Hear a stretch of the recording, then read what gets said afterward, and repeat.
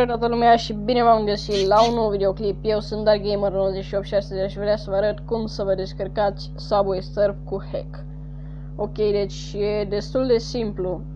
Ca să descărcați Subway Surf cu hack, o să trebuiască întâi să veniți să dezinstalați Subway Surf-ul pe care îl aveți voi. Și apoi să intrați pe linkul din descriere și să-l descărcați hackuit. Este Subway Surf gris. Și practic aici sunt niște anunțuri și așa mai departe. Asta e foarte enervant, dar nu contează. Jocul merge foarte bine, deci e Subway Surfers gris și ai bani infiniți și chei infinite și e foarte mișto și poți să cumperi absolut orice personaj vrei. Și e extrem de tare jocul și îl puteți descărca direct cu hack.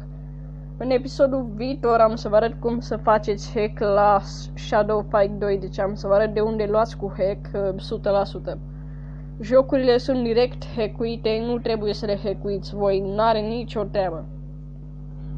Îl descărcați direct hackuit. Haideți să mergem la mii să vă arăt despre ce e vorba, câți bani am și câte chei am. Hai să luăm pe ăsta. Opa. Bă, dar să dea naibă, parcă arată mai bine așa. Ok, hai la skateboarduri. De ce dracu e ăsta cel mai scump?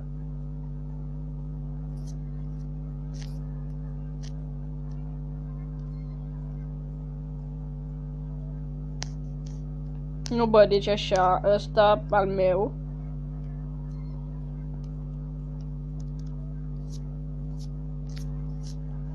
Sau stai. Oh, ăsta e foarte bun. 280.000. Bun.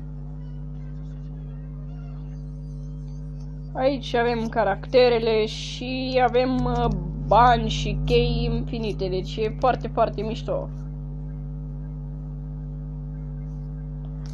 Chiar vă recomand să-l descărcați de aici, linkul îl aveți în descriere, jocul se descarcă de pe Mediafire, merge, n-are absolut nicio problemă și după cum puteți vedea, eu pe Subway Surf am hack și mă pot salva de câte ori vreau eu. Fără nicio problemă, deci e chiar foarte, foarte mișto jocul așa cu hack.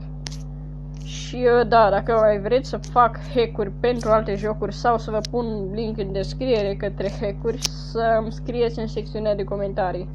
Oricum o să pun și pentru Shadow Fight 2 și dacă aveți și alte sugestii de tutoriale, lăsați-mi în comentarii. Și da, oameni buni, cam asta a fost cu acest videoclip. Nu uitați, dacă v-a plăcut, să apăsați pe butonul de like și să vă abonați.